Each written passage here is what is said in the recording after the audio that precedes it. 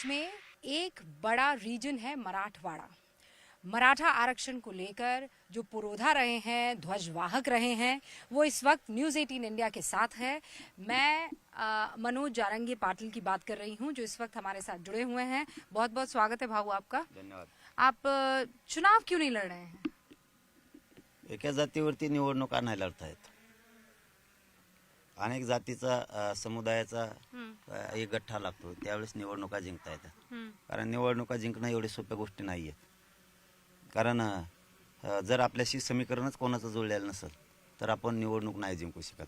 आणि माझ्यासाठी समाज महत्त्वाचा आहे. समाजाचा, मराठ्यांचा स्वाभिमान दुखला नाही पाहिजे. त्यांना तात्पुरता आनंद निवडणुकीत किंवा राजकारणात नेऊन मला द्यायचा नाही. त्यांना आयुष्याचं आरक्षण देऊन मला त्यांना आनंद द्यायचा आहे. लढा हा आरक्षणाचा, मराठा आरक्षणाचा जिवंत राहिला पाहिजे.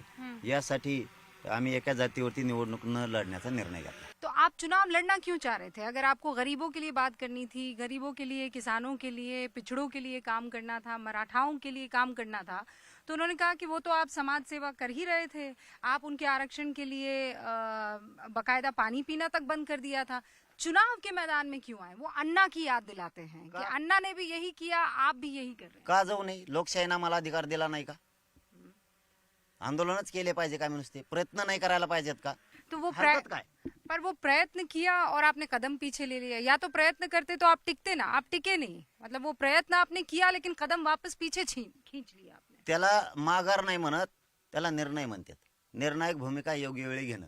एखादी दरी आहे मोठी, आपण डोंगरावरती गेलो आणि आपल्याला माहिती आहे दरीत पडणार आहेत आपण एका जातीवर जर निवडणूक लढली तर, मग आपण थांबायला पाहिजे ना. 4 पावलं मागे जर सरकलं तर तोपर्यंत त्या दरीत, त्या खड्ड्यात पूल करता येईल ना तयार. पूल झाल्यावर जाता येईल. 9 तारीख को, 9 अक्टूबर को आपने एक बयान दिया था और पाटिल भाऊ आपने बयान में ये कहा था कि फडणवीस कह रहे हैं कि 80% उनके सीटों का, सीट शेयरिंग का फॉर्मूला जो है निपट गया है। आप कह रहे हैं 80% उनका काम तमाम हो गया है। इसका क्या मतलब था?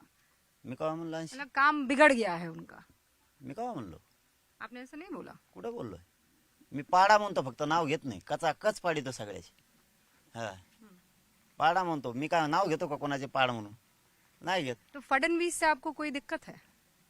मराठ्यांचं आरक्षण न मिळू देणाराला तोच माणूस. मराठ्यांचं सगळ्यात जास्त वाटोळं करणारा या देशातला तरी पहिला भाजपचा नेता असेल.